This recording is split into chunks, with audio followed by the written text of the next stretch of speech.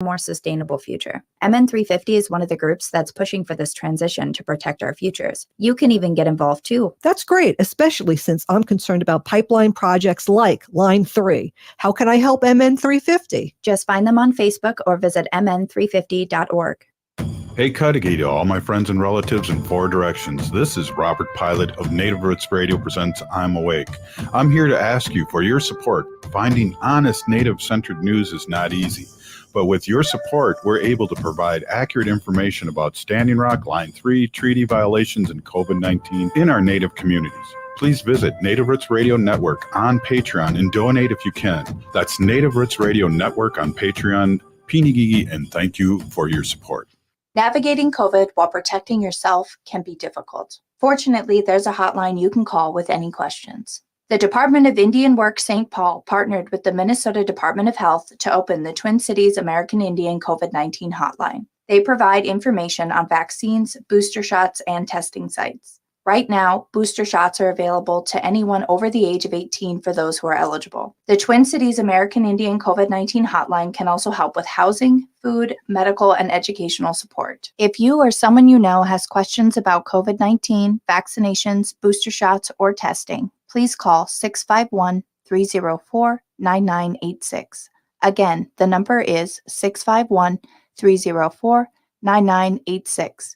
The Twin Cities American Indian COVID-19 hotline is open for calls Monday through Friday from 8 a.m. to 5 p.m. Call the Twin Cities American Indian COVID-19 hotline at 651-304-9986.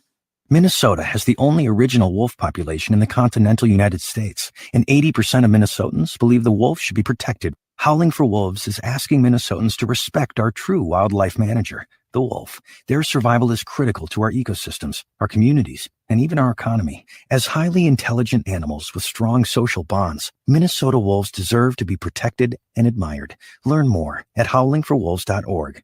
Let's live and let howl. With your AM 950 weather, I'm Brett Johnson. Look for partly cloudy skies overnight with a low around 22, Tuesday sunny with a high near 48, and Wednesday partly cloudy with a high around 55. Specializing in Szechuan and Peking dishes, the Great Wall Restaurant has been providing a delicious taste experience of authentic Chinese cuisine since 1981. And they have takeout available too. The Great Wall Restaurant's located just north of 50th and France. Details at eatlocalminnesota.com. Portions of Native Roots Radio may be pre-recorded. It's a good day to be indigenous. Get up, stand up. They are going to become more brutal. Couldn't cut, he cut again. Because all the hippies were trying to be Indians anyway. They're going to become more repressive because it's a matter of dollars and their illusionary concepts of power. Hey, Victor. We must live in balance with the earth. And also with recent happenings at Wounded Knee. I am awake. Welcome to Native Roots Radio presents I'm Awake, and I'm your host, Wakanja Hade. Hey, everybody. This is Wendy Pilot, and I am your host tonight. Robert is in a meeting tonight. My name is Hanaji Hihani, which means cares for them, and I was given that name by my Dega. On Native Roots Radio presents I'm Awake, we discuss national and Twin Cities Native American news and events. And as we all know, Native issues are human issues and human issues are Native issues. This portion of the show is brought to you by Native Roots Trading Post. We're having our grand reopening tomorrow, Tuesday, March 15th.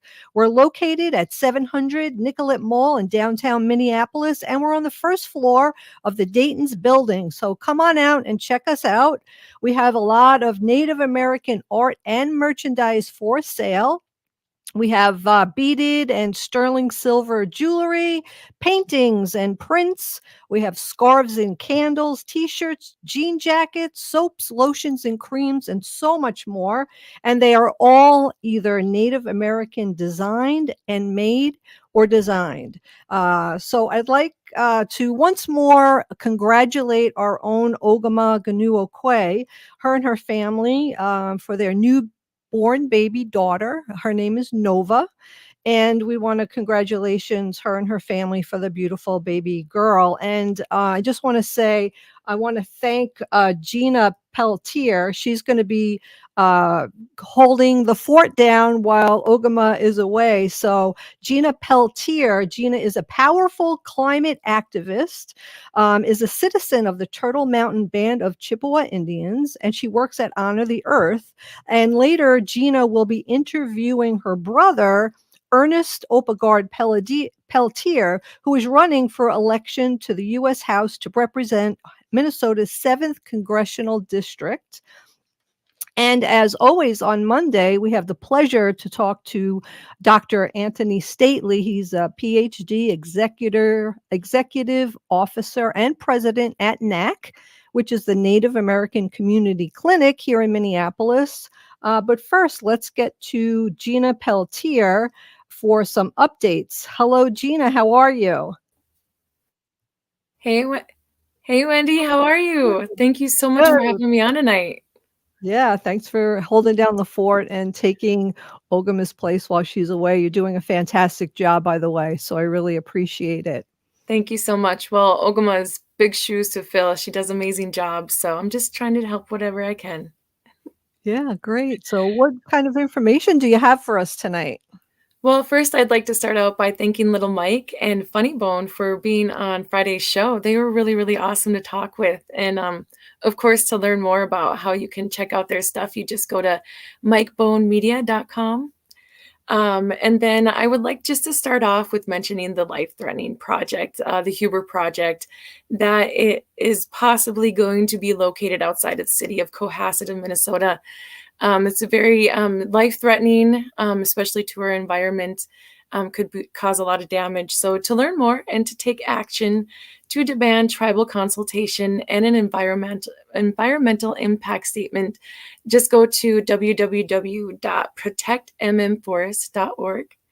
In Line 5 news, the Wisconsin Department of Natural Resources and the Army Corps of Engineers are seeking public comments related to Enbridge's application for permits to relocate Line 5. And the comment deadline for the DNR is March 18th. And then on Tuesday, March 22nd, is the last day to submit comments to the Army Corps of Engineers on the water permits for Line 5. So you can just go to stopline3.org and click on the Shutdown Line 5 link to learn more on how you can help with that. In Line 3 news, we have the Line 3 Storytelling Anthology. They are still collecting stories from the movement to Stop Line 3 to print in a book for people involved in the movement. They're looking for submissions of writing, drawing, photography, and more. So to learn more about that and to submit to the collection, just go to line3anthology.org.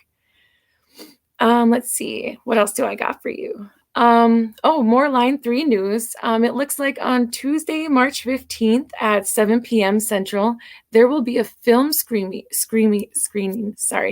There will be a film screening and actionaire of the documentary Food That Grows on Water. The documentary follows the stories of water protectors from White Earth Reservation and the climate justice groups, including Extinction Rebellion, and shows how Canadian Oil Pipeline 3 will affect Minnesota wild rice, the Manoomin, and other Ojibwe livelihood. So you can find out more about that by visiting Honor the Earth's Facebook page, Instagram, or honortheearth.org. And then I'm pretty excited about this. It looks like there's going to be a local celebration for World Water Day. Camp Manoomin is holding this nice celebration. So it looks like Tuesday, March 22nd, which is World Water Day. Camp Manoomin is holding a celebration and a ceremony. So it says starting at noon at Camp Manoomin around it's going to start at noon at Camp Manoomin, and then around 2 p.m., it looks like they will be moving the party to the Mississippi River near the Coffee Pot Landing Bridge or near LaSalle Park for a ceremony. It looks like there will be food, music, entertainment, and other possible entertainment and art activities that they got going on. So you can just go to the Manoomin Ginawadeg Indigenous Babijing the Wild Rice Protector Camp on the Facebook page to find the event and also check out, you can also check out the Rights of the Mississippi on Facebook. It looks like they're working towards gaining legal rights to the Mississippi River. So to help protect her from the headwaters and from the New Orleans, go ahead and check out how you can support more of that.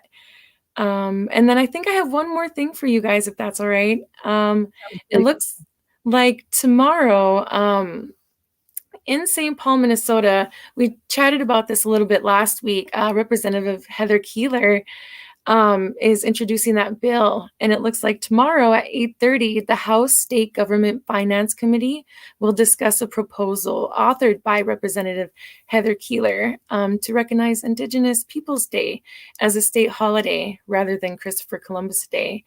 The hearing will be held virtually on Zoom and it will be streamed here. So tune in more for that, guys. Yeah, that sounds great. You know, it's funny, Gina, thinking about, excuse me, the pipelines, line 3 here in Minnesota, line 5. And, you know, now we have all these prices of gas going up. And people should really realize that the pipelines that are going through our land, our monument, are not for our use. We're not going to be using that oil, right? Is that true? And it's going to be put through the United States, refined here, and then sent overseas. Is that correct? Yeah, that is correct. I know the oil that is going through line 3 is coming. It's the last of Canada's oil, and they're pumping it through our states, through nearly half of North America's freshwater. It's being shipped overseas to China, and it looks like they're going to try and turn that into plastics, which I think is completely ridiculous because anything that's made out of plastic can be made out of hemp, and hemp is a way better resource to be using than oil, fossil fuels from the ground. So, you know, I could talk about hemp all day long and all the benefits of it, you know. Oh, one fun fact I do want to share with you is, you know, before the 1970s, farmers were required to grow hemp in the fields that they weren't using. So it's just like, I want to know what changed that, you know, especially with this amazing resource that we could be utilizing instead of fossil fuels. Exactly. I'm pretty sure it has to do with the big money out there. You're listening to Native Roots Radio presents I'm Awake. I'm Wendy, your host tonight. When we come back, we're going to be talking with Gina Peltier and her brother, Ernest Oppegaard-Peltier, who's running for election to the U.S. House to represent Minnesota's 7th Congressional District. We'll be right back. Hey, Wendy, what are we doing for dinner after the show? How about we go to J. Selby's on 169 Victoria Street in St. Paul? They have a delicious plant-based menu that's compassionate and environmentally sustainable. I'm getting their spot-on vegan Big Mac, the dirty secret. You can pick up and they deliver within a 5-mile radius, or you can call them at 651-222-3263 or visit jselbys.com. Well, you sold me, Wen. Let's go order at J. Selby's tonight. I'm hungry. We are your relatives. We are your relations. Brothers, sisters, sons, daughters. And some of us are your grandchildren. We are your community. Historically, we held places of honor and respect. Because of the impact of colonization, some of us are rejected, thrown out from family, friends, and community, set up as targets for sexual violence, sex trafficked, humiliated, tortured, and murdered. Everybody has the right to be safe. We are your relatives. Remember, homophobia is not traditional. Sponsored by the Minnesota Indian Women's Sexual Assault Coalition.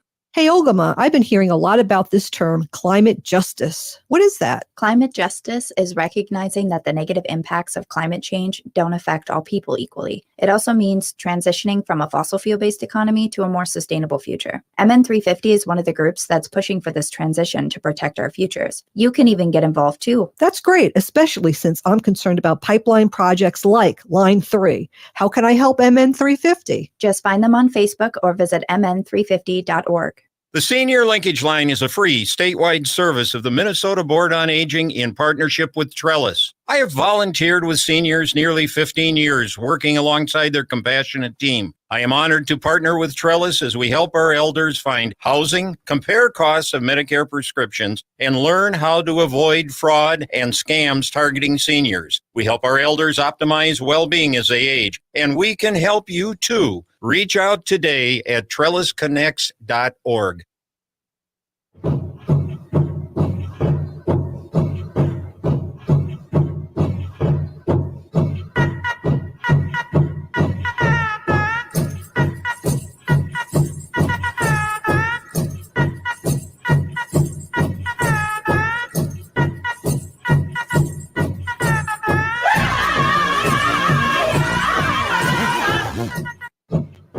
Welcome back to Native Roots Radio presents I'm Awake, and I'm your host today, Wendy Pilot. Robert will be back tomorrow. Before we left, we were talking to Gina Peltier, and Gina is here now. And just to remind everybody, Gina is a powerful climate activist. She is a citizen of the Turtle Mountain Band of Chippewa Indians, and she works for Honor the Earth. And she's going to be interviewing her brother, Ernest Oppegaard-Peltier, who is running for election to the U.S. House to represent Minnesota's 7th Congressional District. Welcome, Ernest. How are you? Boosh! That is actually the 8th Congressional District. We're redistricted, and I moved, or our campaign moved right over. Okay, because when I looked it up online, it said 7th. So, okay, that's the redistricting. Oh, and good evening, folks. It's glad to be back. It's been a while, a few weeks. A lot has changed. You know, we're in the 8th. We're representing all 7 Anishinaabe tribes of Minnesota, and it's a great start into the election season for 2022. Hi. Hey, Joey, how you doing? Go ahead, Gina. You could take over. He's your brother. Okay, so I just want to say it is Ernest Oppegaard-Peltier. He's running for U.S. House Minnesota Congressional District 8. And I do just want to put it out there, you know, his friends and family and his acquaintances do call him Joey. So don't be afraid to say, hey, Joe.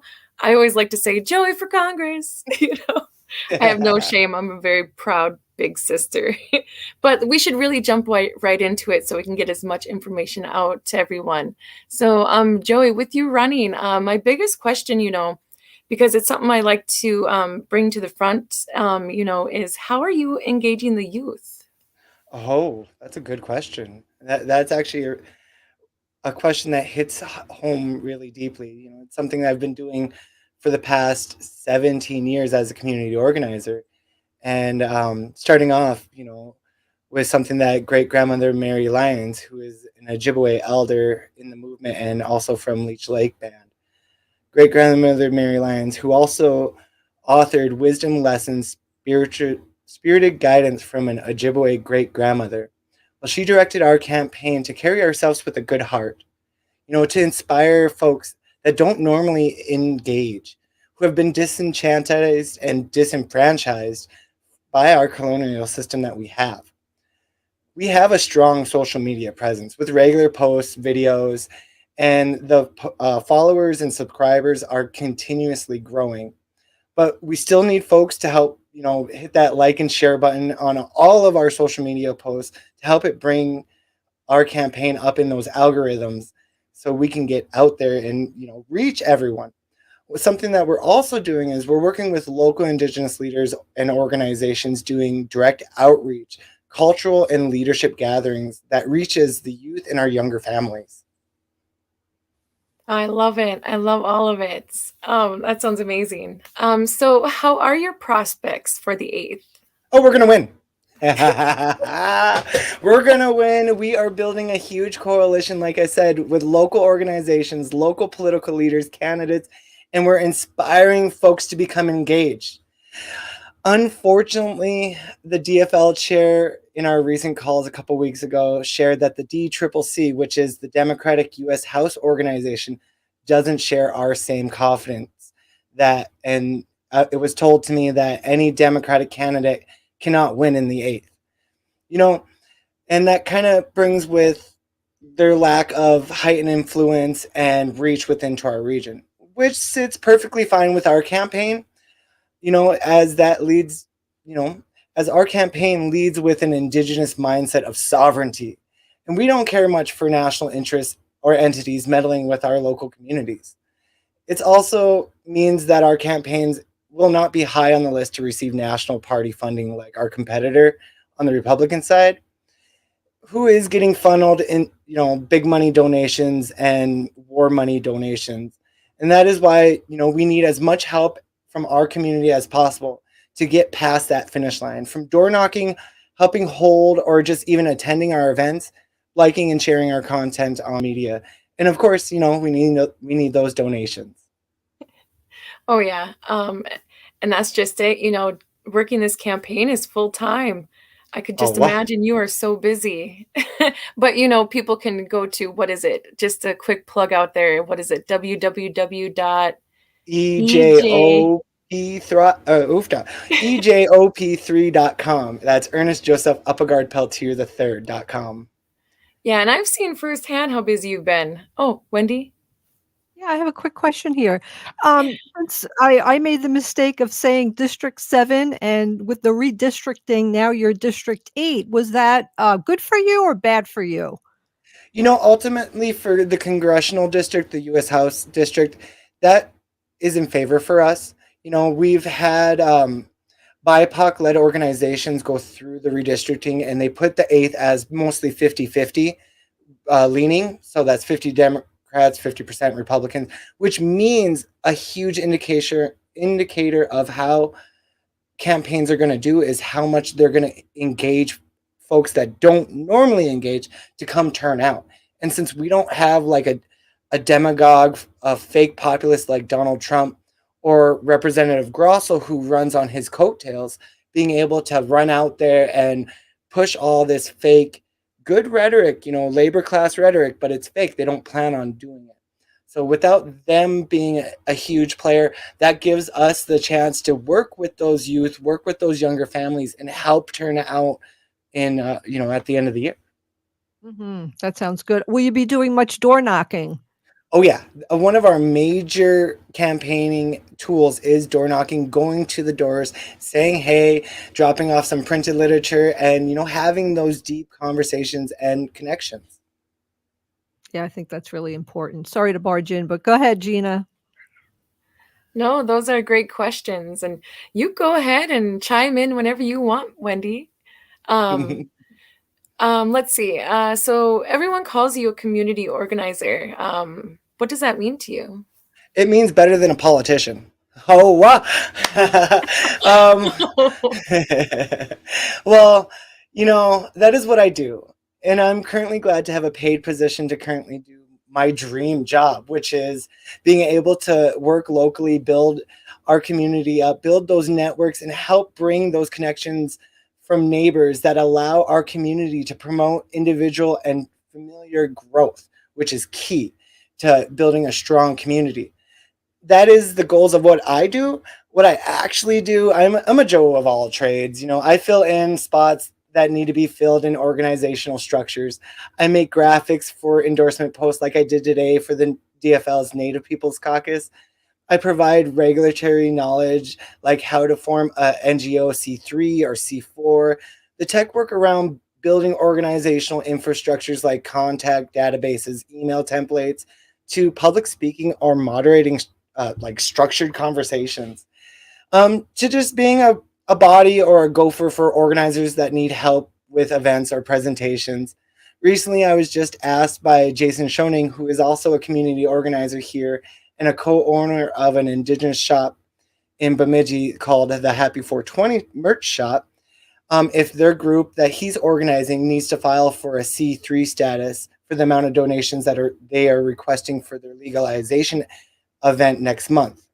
I have also had a chance to speak in front of over 3,000 youth on prevention of underage drinking, to, speaking on regular live streams like today, informing our base on what to support, how to help, and just generally community organizing to me sounds too stuffy, full of like colonization feelings around that term. So I much prefer maybe the term indigenous, well, in our indigenous culture for people in my age group, that is a helper.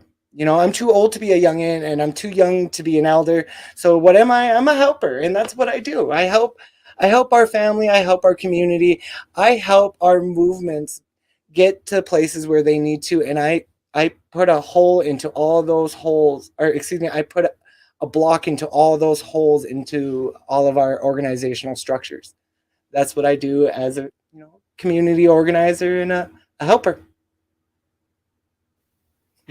That's awesome. And it looks like, and whenever I see you talk about it, you're always in such a happy mood too, just to be out there, even if it's like 4 a.m. driving somewhere to help someone, you have no problems just helping people out, never expecting anything.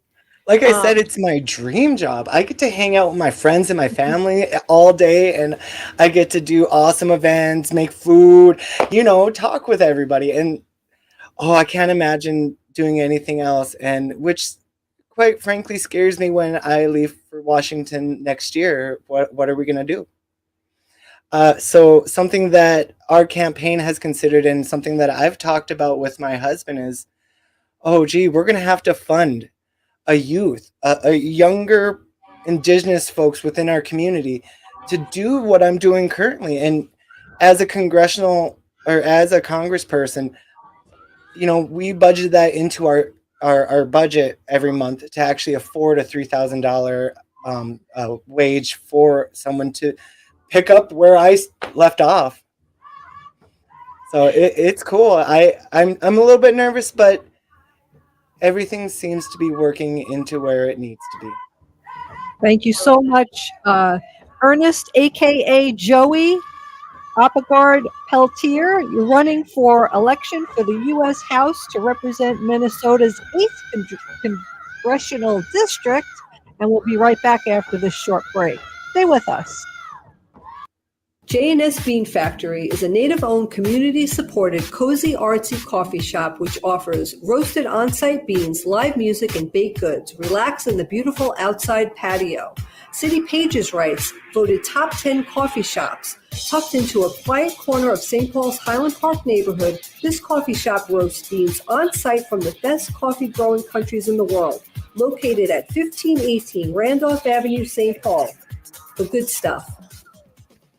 Stay healthy this winter by protecting yourself, your family, and your community from COVID-19. Get a vaccine or booster. COVID-19 vaccines are safe, effective, and free, and approved for everyone over the age of 5. Wear a mask outdoors in crowds and indoor settings, and lay low or get tested before visiting family and friends or attending events. To get more tips, schedule your vaccine or get tested, visit ramseycounty.us/COVID vaccine. That's ramseycounty.us/COVID vaccine. Navigating COVID while protecting yourself can be difficult. Fortunately, there's a hotline you can call with any questions. The Department of Indian Work St. Paul partnered with the Minnesota Department of Health to open the Twin Cities American Indian COVID-19 hotline. They provide information on vaccines, booster shots, and testing sites. Right now, booster shots are available to anyone over the age of 18 for those who are eligible. The Twin Cities American Indian COVID-19 hotline can also help with housing, food, medical, and educational support. If you or someone you know has questions about COVID-19, vaccinations, booster shots, or testing, please call 651-304-9986. Again, the number is 651-304-9986. The Twin Cities American Indian COVID-19 hotline is open for calls Monday through Friday from 8 a.m. to 5 p.m. Call the Twin Cities American Indian COVID-19 hotline at 651-304-9986. Hey, Minnesota, it's Brad Friedman, host of the Bradcast. We'll expose and make sense of all of our current political nightmares and more every weeknight at 7 on AM 950. Seward Co-op is now offering convenient self-serve and prepackaged hot options and salad bars at both the Franklin and Friendship stores. Breakfast items available daily until 11 a.m. and brunch served all day every Sunday.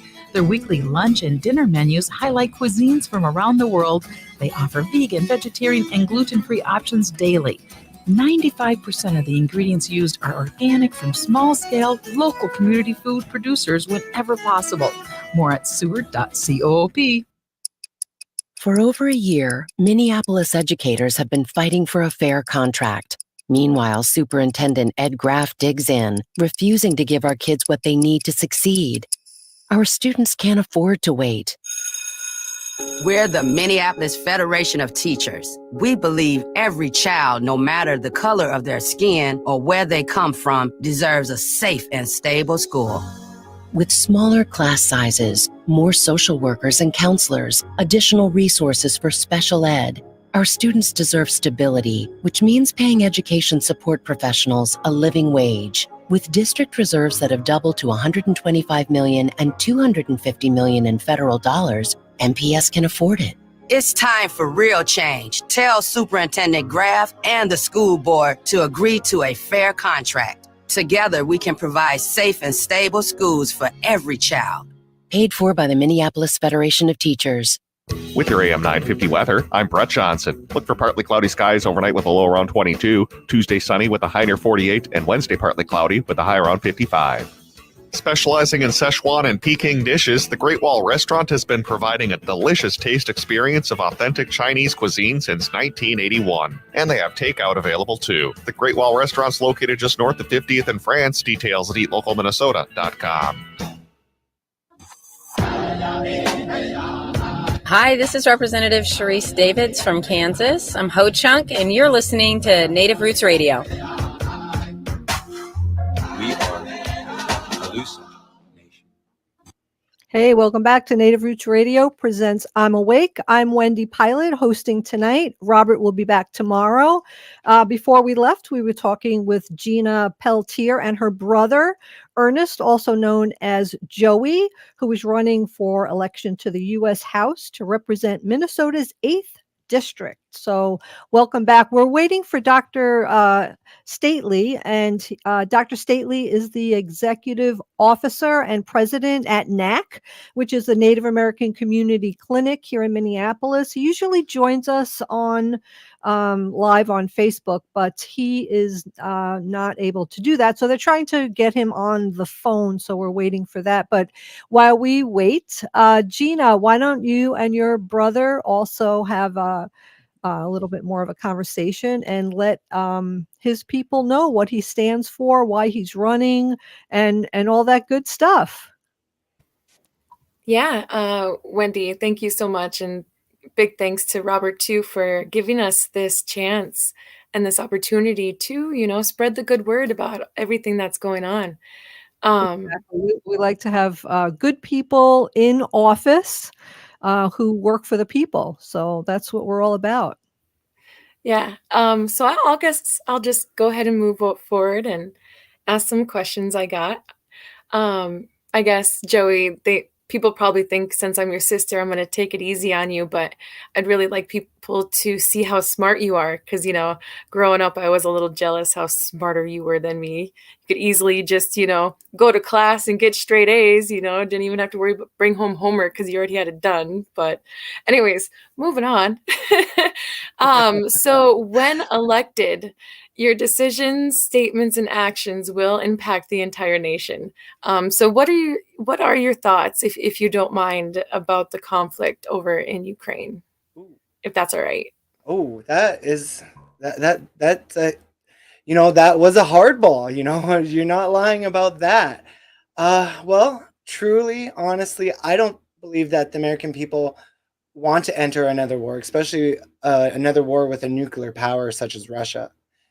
Yeah, it is okay for our, Americans to feel angry, frustrated, and fear over the war crimes of the Russian government. I see my peers on both sides of the aisle who are baiting us into a deeper conflict. And to quote one of my political elders who recently passed away, the Alaskan Senator Mike Gravel, "These people frighten me," referring to the war machine bought candidates during the 2008 Democratic debates, including our own president currently. These folks are making decisions not necessarily based on what's the best for the American people, yet what's best for their big corporate donors. It's frightening. It truly is frightening. That is their means to resolve conflict, is to bomb and kill. As great grandmother Mary directed our campaign, she said, carry yourself with a good heart. A good heart would send humanitarian aid and honor our NATO treaties. But unfortunately, Ukraine isn't a NATO country, and we're not obligated to, or it's not wise to send troops into Ukraine. And we do have an obligation to those treaties and to protect those NATO surrounding countries. Sending NATO troops into Ukraine, since the Russian government believes that NATO is a proxy army for the US, will only cause greater conflict, as the labor class of America can't afford.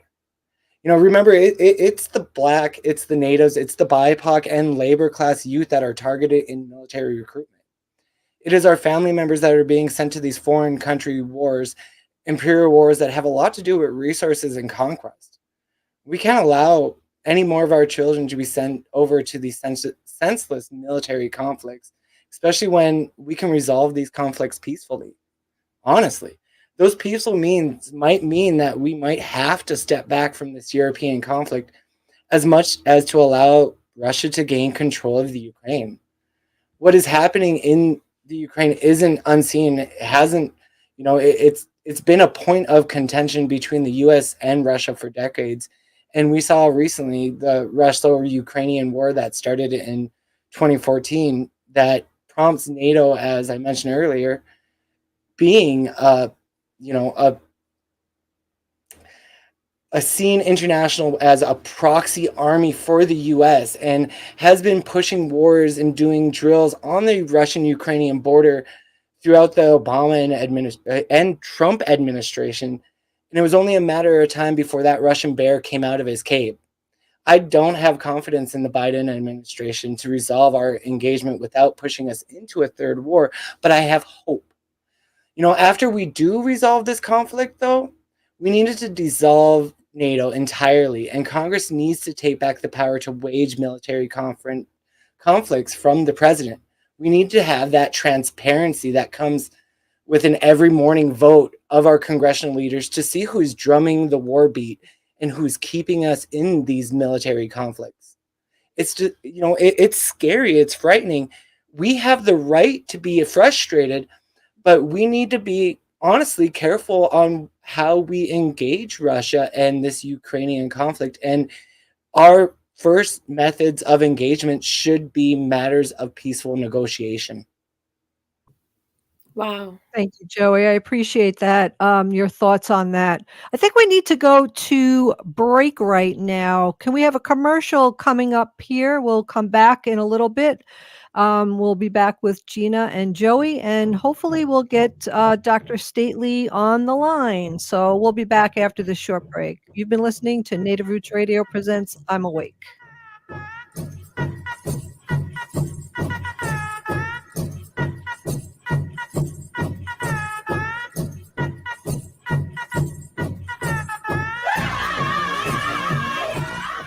Hey, Olgama, I've been hearing a lot about this term, climate justice. What is that? Climate justice is recognizing that the negative impacts of climate change don't affect all people equally. It also means transitioning from a fossil fuel-based economy to a more sustainable future. MN350 is one of the groups that's pushing for this transition to protect our futures. You can even get involved too. That's great, especially since I'm concerned about pipeline projects like Line 3. How can I help MN350? Just find them on Facebook or visit mn350.org. Bonjour relatives, my name is Deanna Sandycloud. I'm from the Red Lake Nation and I live in Minneapolis today. As the weather gets colder, you're probably going to spend more time indoors, but it's important to stay safe and healthy. The COVID-19 pandemic is still not over, and now the flu season is upon us. So protect you and your loved ones by getting vaccinated against both the flu and COVID-19. COVID booster shots have now been approved for Pfizer, Moderna, and Johnson & Johnson. And you're eligible if you're over 65 and if you're over 18 and have underlying health conditions or work in a high-risk setting. What's cool is your booster shot does not need to be of the same brand as your original series of shots. And you can receive a booster shot of any brand that's available to you. Children over the age of 5 are now eligible for a vaccine as well. So let's protect our relatives in Indian country this winter and get vaccinated. Be a vaccinative like me. Find a vaccination site by calling 651-304-9986 or visit vaccineconnector.mn.gov. Miigwech Bizendawian. Minnesota has the only original wolf population in the continental United States, and 80% of Minnesotans believe the wolf should be protected. Howling for Wolves is asking Minnesotans to respect our true wildlife manager, the wolf. Their survival is critical to our ecosystems, our communities, and even our economy. As highly intelligent animals with strong social bonds, Minnesota wolves deserve to be protected and admired. Learn more at howlingforwolves.org. Let's live and let howl.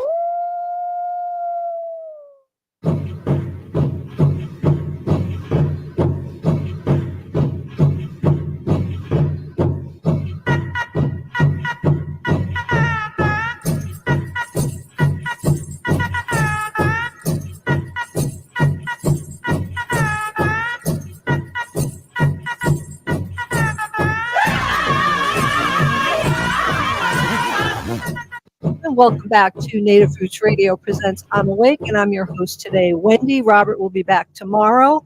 And this portion of the show is brought to you by Howling for Wolves, protecting wolves for future generations. Let's hear some howls.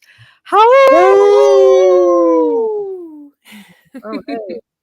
Awesome. All right. Well, we're still waiting for Dr. Stately. He will be on in the next maybe 2-3 minutes. So let's keep talking with Ernest Oppegaard-Peltier, also known as Joey. Thanks so much for hanging with us longer than you expected, and we really appreciate it. Thank you, Gina and Joey. Thanks a lot. By the way, I just wanted to ask how far Dr. Stately's on the line, so we'll get to him in just a second. How far of age difference are you two? You said 15 months apart. Oh, you're only 15 months apart. Wow. Okay. All right. I am the older one. Yep. Yeah. So you guys, we're going to be talking with Dr. Stately now. We finally got him on the phone, which I'm really happy about. And I really appreciate you being on, Ernest. You're welcome to stay on and talk with Dr. Stately. He's a wealth of knowledge. He asks a lot of questions. Oh, maybe we don't have Dr. Stately. It just turned red. Do we have Dr. Stately on the line? Calling a doctor. Do we have a doctor on the line? Hey, Dr. Stately, how are you? This is Wendy. I'm good, Wendy. How are you? I'm doing well. Thanks so much for coming on the telephone with us tonight and taking the time to talk with us. For sure. Yeah. I apologize that I couldn't be here earlier. I was on another call with a legislator working on a bill. Oh, Yeah. wow. That's fantastic. If it is information that you could share with us, we would like, but if not, let's talk about what's going on in your clinic or whatever you want to talk about. Sure. Well, I can't really speak a whole lot about the bill. It's just a bill that's being put forth in the House right now that is looking to sort of appropriate some funds for expanding behavioral health services for Black, Indigenous, and other communities that are greatly impacted by the pandemic. So that's kind of an important piece of work. Okay. That's fantastic. Really, really good work. I'm really happy now that it's daylight savings time and that the sunset now is at 7:15, and that'll only get later and later. So I'm really happy about that. And I really feel like it has something to do with my mood and how I feel during the day. Do you think that we should keep it as a late time, or do you see patients that just feel better because of the lighter later? Well, yeah, I mean, I think there's a very robust body of research that offers up evidence that there is a significant amount of effect that the changes in seasons, particularly when days get much shorter and we have less access to sunlight, that we have significant changes in our mood. It doesn't affect everybody, and it affects a large group of people, though. And it actually creates very, very significant challenges for many, many individuals. And so many individuals get very severe depression during the winter months when there's very little access to sunlight. There's actually biological structures that in your brain and in your biology that requires access to sunlight to help sort of regulate your mood. Some people are more vulnerable to having less access to it than others. Yeah, I mean, I know a you know, couple of Wendy, friends of mine have those lights. They have lights that they Yep. put on Yep. themselves, and Yep. they say it helps. So I don't know. you know, Yeah. I've found in our community that we've had a lot of folks struggling, and it's been one of our our tactics, you know, our engagement methods is to remind folks that spring is around the corner, the sun is getting brighter, and things are gonna get better. Yeah, and I think it's also like I think there's a lot of reasons why people are struggling. People were struggling before the pandemic, but certainly the last 2.5 years of sort of isolation that we've had to go through has really significantly made things much more pronounced and challenging if you were already struggling with some things. If you were not struggling with things, it became challenging, right? Many of us are much more social beings. We need to sort of kind of be out and about and be with family and friends and kind of out in the world, engaging in social interaction. We actually see one of the things that either is a precursor or an antecedent to depression is when people start to disengage or they become depressed as a result of sort of forced disengagement with social interaction. That's a really big indicator that there's something different with people, right? So it kind of sometimes cues us up to make us think like, oh, there's something going on here that needs to be paid attention to. So. Yeah, exactly. I know when I lived in Washington State many years ago, it rained all the time there, and back then in the mid '80s, Washington State had one of the highest suicide rates in the country. So it just goes to show you that, dreary, weather can really cause a lot of problems. So, and I hope people who have difficulties do seek help.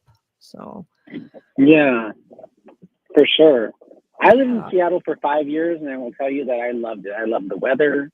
Mhm. I loved, I didn't really it didn't affect me. Mhm. But other things do affect me, right? And I'm so much more active right now. Just in the very 2 weeks since it's starting to get lighter, I've been out running around, spending more time outdoors, doing all kinds of activity, right? Mhm. Um, Yeah. so Yeah, definitely. I know and I'm taking longer and walks with my dog and being outside too. It really helps me. But yeah, and being active actually is something that actually helps to fight and make you more robustly protective of depression, right? mhm, They actually, yeah. one of the things we tell people who are struggling with depression is like, you know, we know it's difficult, but try to get up and take a walk outside for 20 minutes a day, or get some fresh air, get some sunlight, get some, change your surroundings and your scenery a little bit for a period of time, and you'll start to see oftentimes you'll start to see changes in mood. Exactly, but getting motivated is so hard. Sometimes It I know is. that, It is like, very hard. I know that. I'll be like, I feel so lazy and tired and blah. And I know if I just get up and go for a walk, I'll feel so much better. But getting motivated and actually getting my shoes on and walking out the door, once I do it, I feel great. I mean, I don't think you're ever going to say, I feel terrible. I just exercised and I feel awful. I don't think you're going to say that, but I mean, how do you convince yourself to get motivated? Well, I mean, there's a strategy that people use in one of the things we do in therapy when we're working with clients is we do, we engage in, cognitive behavioral therapy. So what we try to do is we'll try to help people to understand, like, how their the thought that they have, like, oh, I want to do this, and then the next thing they might say is, but. And then they have a cascade of reasons why they can't do something, right? So what we try to do is we work with people to sort of help them understand how their thoughts can drive decision making, and then decision making sort of leads to behavior. And a lot of people you can begin to help change that for them when you say, we know, that you can disrupt that pattern by actually doing something different, right? Like pushing through and going ahead and doing the behavior anyway, even though you have anxiety or fear about it, or you have intrepidation, right? So we work with people on that's called the cognitive behavioral triad. One of the things we do also is we teach people self-talk. We teach them to do things like, talk to yourself and give yourself little pep talks, right? When you catch yourself engaging in faulty thinking, but thinking, that kind of stuff, is like sort of like give yourself a little pep talk and sort of like, teach people to sort of kind of take the counter argument that they typically always take, right? I think it's also really a good strategy, quite frankly, to recruit people from your social network and friends and families and other people to sort of kind of be champions, like to say, hey, I have this tendency to do X, Y, and Z. When you start to see me, withdrawing, pulling away, being less active, can you just, cheer me on and, sort of kind of encourage? I'm giving you permission to do that. Those are all kinds of things that you can do to try to help cultivate and shape what your typical pattern of behavior is, and help you to start sort of like doing something different. Lots of people have a difficulty getting up and going to the gym and being active and those kinds of things. Ask a friend or a relative or somebody else who you enjoy spending time with. If you don't enjoy spending time with those people, ask them to sort of kind of, let's have a daily appointment to go out and take a walk and just spend time outside. If you don't want to talk to them, just say like, let's just walk in silence, right? Those kinds of things. Those are all things that you can do to sort of kind of help combat your own self-defeatist behavior at times. Oh, that's great. I know I yell at myself and call myself names. And I know a couple of people who have these watches that kind of sync to each other. And then they do their activities. They don't even need to talk to each other, but they could see how they're measuring up against each other and kind of having like a competition, which really motivates people to get out and walk and do things like that. So that's really great. Yeah. Yeah. I wouldn't encourage you to continue to say bad things to yourself. I know, I do. I'm like, Wendy, you're so lazy. Get up. Like I yell at myself and it's terrible. But I would say that, like, I want to also just kind of be a voice of reason here about, like, I know that there are lots of folks who are sort of in the world who are sort of like anti-medication, but there are certain conditions in which people have a biological sort of like predisposition to become depressed. And that's sort of like, you're a pharmacist, Wendy, so you understand this. It's due to sort of like a chemical sort of imbalance within their neurological system, their neurotransmitter system. Yeah. And they actually need medication to sort of like, correct that problem so that they can start at the baseline that many people who don't have that problem are at that baseline, right? Yeah, I'm really glad you brought that up, because a lot of people are shameful that they're depressed or they have anxiety or anything like that. And a lot of my patients that I talk to at the clinic, I would tell them, if you had high blood pressure, you would treat it. If you had diabetes, you would treat it. Now you're depressed. This needs to be treated. You don't have enough serotonin. You don't have enough epinephrine. You don't have enough of these chemicals in your body, and you're replacing it with medicine, just like if you had diabetes or high blood pressure or any other medical condition. And people do feel better after they start their medications. Yeah. The other thing is that when people start their antidepressant medication, I just want to bring this up. I think it's really important. I feel like a lot of people just give up right away. And I just want people out there to know that these medications take a while to get into your body and to really do a job. You know, sometimes it could take 4 to 8 weeks for a medication to get into your system until you feel better. So please don't give up. And sometimes it takes a whole year before somebody gets on the right medication combination and the right dosage until they feel better. So please hang in there and work with your doctor. Work with your primary care provider or your psychiatrist, your pharmacist. All those people are sort of helpful resources to you to help you find. A lot of the medications require you to develop what's called a therapeutic level of so that you can achieve the effect that you need. And so some of that, it takes time. It's a lot of those medications are not like take one pill and feel instantaneously.